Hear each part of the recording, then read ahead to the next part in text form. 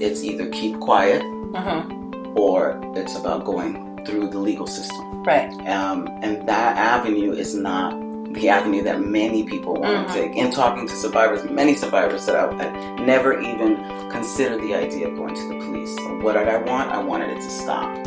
Hello, and welcome to Prostasia Foundation's podcast series, Sex, Human Rights, and CSA Prevention.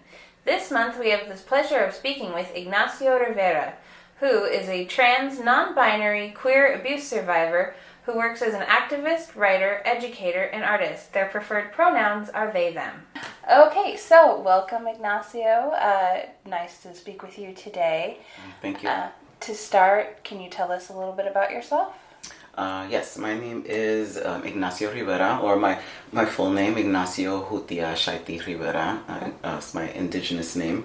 I am a sexual healer, a writer, a performance artist. I am the director of the HEAL Project, which is Hidden Encounters, Altered Lives, and it's a project made possible by the Just Beginnings Collaborative Fellowship. And so I've been a fellow for 4 years, and I've been able to actually get some work off the ground. It's been work that I've done for about 15 years, but with no funding. Wow. Because really there's no funding out there for this type of work. So it was a labor of love, and when I found a friend passed me the information, and I was really happy to get the fellowship. So through the HEAL Project, I do a variety of things. Mostly it is a lot of education, and it's trying to create a cultural shift in how we do quote-unquote prevention of child sexual abuse. And my platform is that what I used to call comprehensive sex education now is holistic sexuality information is a tool to preventing child sexual abuse. Okay. Can you talk a little bit about how comprehensive sex education in general, is a tool in CSA prevention? Right. So I do, the work that I've been doing is like kind of two ends of a spectrum. So it's like on one end, it's prevention work, and that is working with adults, family members, anyone connected to a child, and how to have these conversations, right? To expand it beyond one conversation when a child is a teenager, but to have all of these things, right? Yeah. And on the other end, it's healing work with adult survivors of child sexual abuse or any kind of sexual violence. In that work with adults, and even my own kind of healing work, there's a common thread, and that common thread is that most of us didn't know anything about our bodies, about sex, about consent.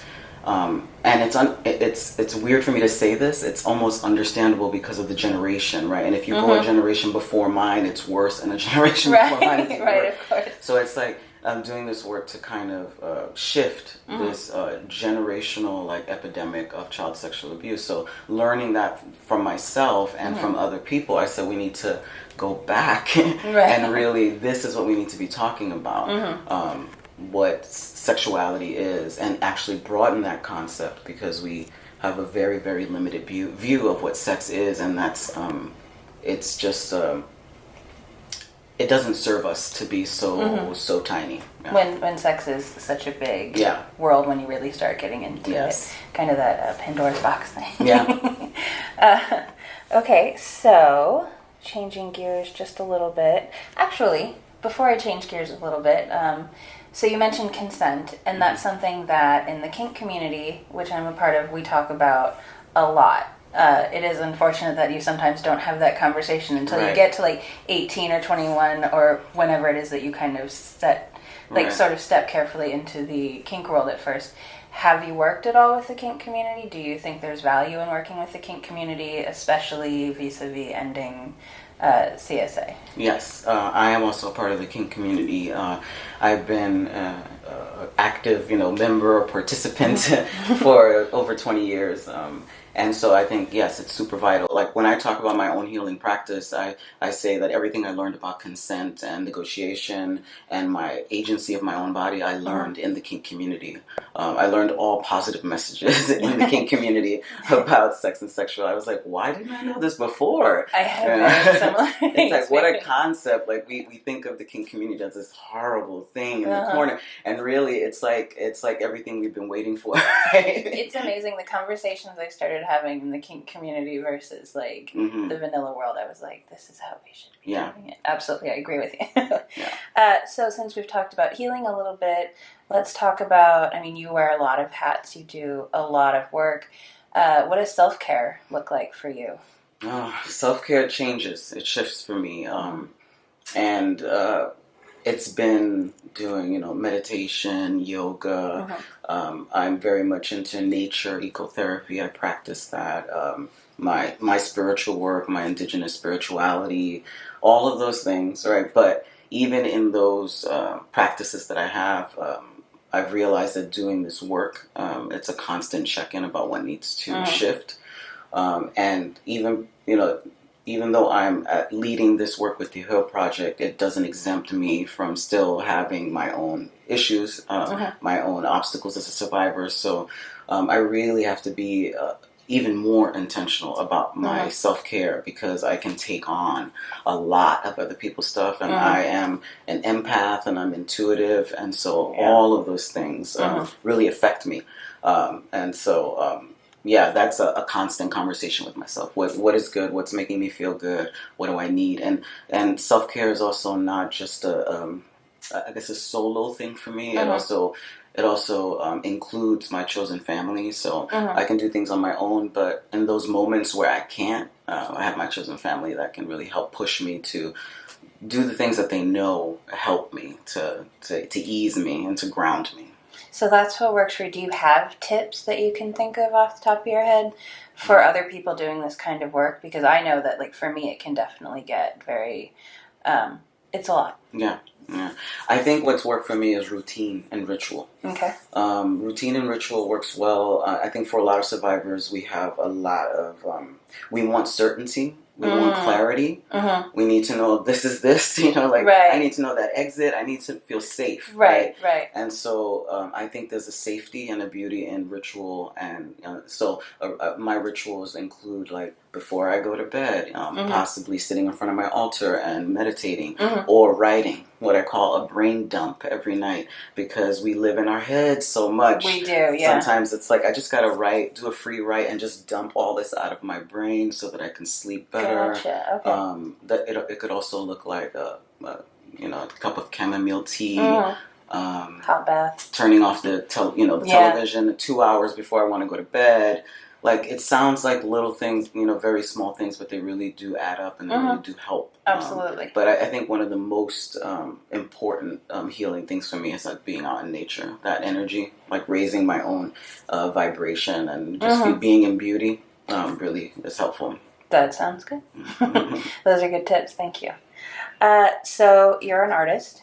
And we hear a lot about using art for healing trauma and for processing trauma, but we don't hear much about it as harm reduction and prevention. Do you think that art can be used as harm reduction, as CSA prevention? Absolutely. It could be used on the whole spectrum: healing, prevention. I think... again, the things that we need that are so important are the things that are just slashed immediately in schools that don't have art programs or music programs or anything like that. It's just so horrible, because it's such a beautiful expression for people. We expect people to have a kind of a cookie cutter model for prevention and healing, and we don't have, like, various avenues for people to express, and art is one of them. I've heard from many survivors that using music has saved their lives. Just listening to music and lyrics that people put out and saved their lives. And art therapy absolutely saved my life. Like, really doing art therapy, we need to have more access to art therapy. It's a beautiful mode of expression when we have no words, and we know that we struggle a lot to even put words to the trauma that we've experienced, and sometimes drawing something or painting something, even if it doesn't make sense to anyone else, it's a sort of a release. So I think it's really important that we use art more. Absolutely. So you mentioned being a survivor. As a CSA survivor, do you believe in rehabilitation for those who have offended? That's an interesting question. What I believe is that we most definitely have to stop talking about harm doers or perpetrators as evil monsters. It doesn't serve anybody to do that. What we have done for the longest time is this.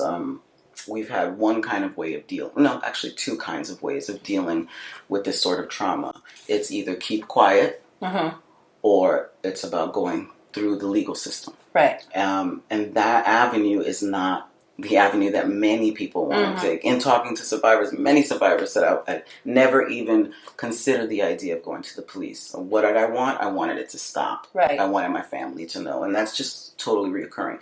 Some people it works for. But even within that legal system, it's a process of demonizing, most times the survivor, depending on who the survivor was, but this ostracizing or like ousting of... kind of an otherness. Yeah, the villain. And then it's like, okay, now we can forget about that person and we can move on, but it really doesn't do anything. Right. Doing that doesn't actually heal the person. Maybe it might help a little in some senses, but there's a long road to healing. And then that person, what sort of support and services are they going to get? And we often talk about harm doers as, let them go to prison so that they can get a taste of what they've done.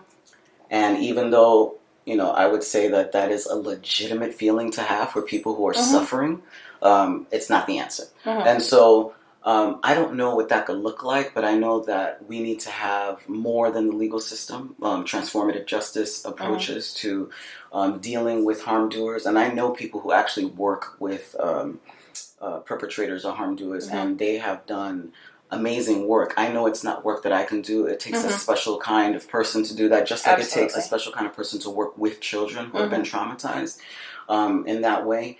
That it is definitely a conversation that we need to open up drastically, because the things that we've done, like chemical castration, as if the non-functioning of a penis would deter anyone from sexually assaulting or raping anyone. We have very limited views of even what rape is, what constitutes rape, what it means when there are female perpetrators or harm doers. There's so much that we don't tackle with the throwing away, because it's so much easier. Throw them away. We don't have to think about it. And don't bother to move on from there. You did mention, as a CSA survivor, you felt stigma, sorry, you didn't say that, but CSA survivors tend to feel stigma. Yeah. Anybody who reports rape tends to end up feeling that. Can you talk a little bit about what that experience is like? Yeah, I mean, I think we all have a little bit of stigma because of the way sex and sexuality is in this country. Sexism, I mean, the whole gamut. Like, we question ourselves, depending on, did I lead someone on? Did I wear the wrong thing? Or was it really that? Maybe it was just a mistake. And we're so afraid because we just don't get the support that we need if we talked about it. And the ramifications of talking about it, right? It doesn't end at someone just saying, this happened to me. There's a ripple effect of the offense, right? And then it takes the person to speak, and it just goes on. It doesn't stop.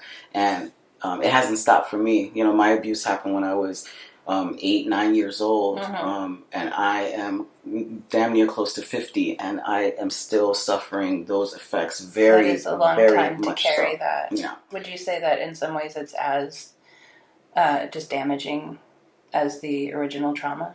I would say that, or that it can be, perhaps. If gone checked or helped, it can be very, very damaging, because it affects everything. It affects how you communicate, information that you share, how you let people in, intimacy, like so many things. And if you add, having children, what it is like for survivors when they have children, it just adds a whole nother layer, and we just continue this cycle, right? So yeah. I can imagine having children could add some anxiety on top of existing trauma. Since you've mentioned having children, I'd like to change gears once again.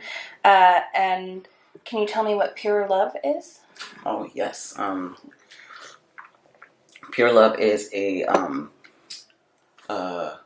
initiative of the HEAL Project, and it is a kind of a talk show that my daughter and I have on YouTube.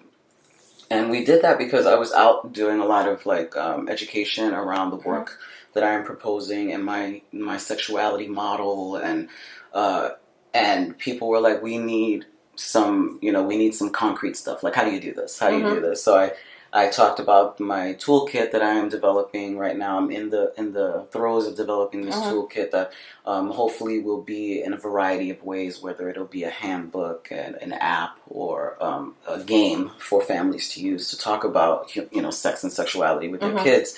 But Pure Love is like, it was a very immediate response to those questions for guardians that were like, okay, I get this framework is good, but like, what do I do if my 7-year-old asks me about, kink? What do I say? Or what if Which is becoming more and more likely. What if my 8-year-old is masturbating in front of everybody? What do I do? So I said, well, I didn't have a framework when I was raising my daughter, and so what I could do is share the good, the bad, and the ugly. I can share how I tried to raise her in a sex-positive household, so that we can have more of a, like a camaraderie about, like, we don't know this shit. We're trying to learn it all together. We're all learning as we go along. And all we can do is share information and say, this actually worked for me. Like, really talking to my daughter openly about sex and sexuality, about sex work, about everything, just everything. She asked me questions, I told her the answers, and when she didn't ask me questions, I gave it to her anyway, and we developed an amazing relationship. And so I felt like with the work that I did with her, just talking about sex and sexuality, like on a daily basis, was a clear relationship builder for us, and we became very close with that. So we share stories of that. That's amazing. Yeah, and it's been really an amazing project to do with her, and we're in our second season right now, and it's interesting because my daughter just had a baby, so now it's 3 generations of us, and her talking about being a mother and how she wants to raise her son, which is very interesting, like raising a Black boy in this country right now, and Wow. You mentioned a little bit, but like, what is it like working with her? Is it fun? Are there like unique challenges that come? Like, are you good at pressing each other's buttons? No, it is really good. I think the only challenge that we've had was like me giving her more responsibility in terms of, I was like, okay, I've been shooting this, editing this, and putting it out. So let's divvy up some of the responsibility. So she's learning how to do some more work with the podcast. But when we get on and we start talking, we don't script it or anything. We just get on. We have the topic and we just talk. So it's pretty much not much editing at all, unless we mess up a little bit. But I like it because she's kind of digging into what she remembers as a kid, and then I'm talking about being a parent who is a survivor and everything I was going through internally and externally, and just the fears of being pregnant, having a child when I was young, and all of these things. So, yeah. Do you think being a young you were a single parent? Is that I identified as an independent mother. Gotcha. So you're a relatively young independent mother, and has that informed your feel like, if you'd had children older, or if you'd had your child older, do you feel like maybe you would have been more conservative in the raising? Do you think that do you think that youth was part of what informed how you ended up choosing to be open with her? I don't know. Maybe because I often think about it and say, if I had to do it all again, I'd probably have my daughter at the same age. Yeah. I think things were really fresh in my mind, about how I wanted to do this differently and what I needed to do to make that happen. So.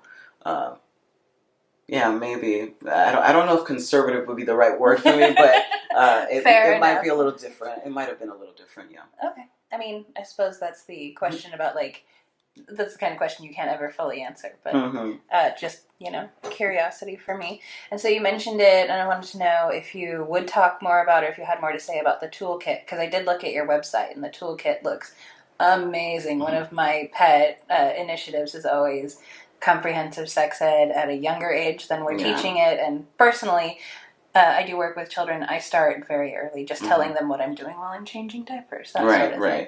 Exactly. It's like that simple, yeah. So the toolkit is sort of like, it's going to be sort of like this life hack for parents, guardians, grandparents. And when I kind of use the term caregiver, because I just want to be like very open, because we're all connected to a kid. Because somebody would say, well, I never gave birth. I was like, are you an auntie? I was like, you got a kid in your life. You have opportunities to talk to a young person at some point. So it's really like sharing lots of scenarios. My hope was that is that people would submit some of their stories, because I feel like we all have the answers, right? We're just kind of collecting these answers, right?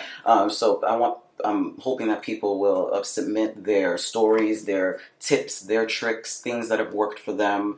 And then I have a plethora of these tips that I am adding that are my own personal tips that have helped me raise my daughter. And not only that, just little stories. And I've also am interested in people sharing their fears, right? Because why we don't talk to our children about this is because we are leading everything with fear. It's mostly about don't be a slut, don't get pregnant, don't get HIV, don't get an STI, all negative fear. Never like, oh, sex can be a beautiful, amazing thing if it's the conditions are right. And what I mean by those conditions is this, and this. Talking really honestly and openly. So it's about really modeling what that could look like. Like, not to freak out, to really teach from many perspectives. That's one thing that I kind of push really hard on people, because we often teach from our own perspective because it's what we know, right? But we miss out on a lot of, in the intersectionality of sex and sexuality is completely left out, because if a parent is heterosexual, they're probably going to just talk to their kids about heterosexuality. And what if that kid ends up being gay? So they're learning right then and there that wasn't even important enough to talk about, and that something is wrong with them. So they can't actually talk to their parents, right? So we start internalizing the messages, but also the absence of messages. So it really just talks about this many perspectives things, whether you agree with it or not, because the reality is we live in a world that has many views. And if we give our children the information, then we're actually teaching them how to make better decisions, how to assess different things, and not to accept that there's one way of doing something. And in thinking like that, we all become much more successful in relationships. Absolutely. It's a win-win situation. It's totally a win-win because we have all the information. So that's hopefully what the toolkit is going to do, like show people that it's really not that scary. It's really a wonderful experience and a good thing. And it's not just for children. It's actually a tool for adults to get in touch with their own sexuality as well. Because one of the major blocks is, how the hell do I teach my kid when I don't even know? No one I have taught no me. idea. So it's like, okay, don't get scared. I'm going to talk to you about this, and we're going to, because it's on the same spectrum. It's really the same spectrum on talking about all those things. So hopefully it's a kind of a dual, a multi-prong approach to this toolkit. That sounds amazing. And so, is that something, I know you're still in development, is it something that like parents will pay for? Is it part of like giving it to the community type of situation? Because I know that as a nonprofit, Prostasia has to bring in something for operation costs, and so just out of curiosity. Yes, I envision it being a variety of ways, accessible to folks. Because my main concern is, people at the margins, poor people, people that don't have resources and access to stuff. So I'm most definitely going to make that available, and I have to work in a system that organizations and companies will pay for this, so it can support the people that need it the most. That's amazing. Let's see. Do you have a favorite sort of horror story that anybody has brought to you? Something that, like, a question of just, oh my gosh, I have no idea what's going on. My kid just asked me this. I've never heard of anything like that. Like, if you have a favorite. It's really mostly always about masturbation. Why am I not surprised? That's like the major thing, because people just freak out about, what do I do? Because, they're touching themselves and they're doing it in front of people, and, so I think it's that, because they just are shocked and don't know. But I think adults make it much harder than it is, because it can simply be, hey, what are you doing? You know, like, right. and talk about privacy. It's a great opportunity to talk about privacy Right. and not body shame, you know. But it's mostly about masturbation. Gotcha. Well, thank you very much for speaking with us today. It was really very fascinating and quite a treat. Thank you very much. Thanks. Thanks for listening to this month's episode. Please subscribe to make sure you don't miss next month's episode. If you're watching on YouTube, our channel icon and a donation icon are right here. See you next month.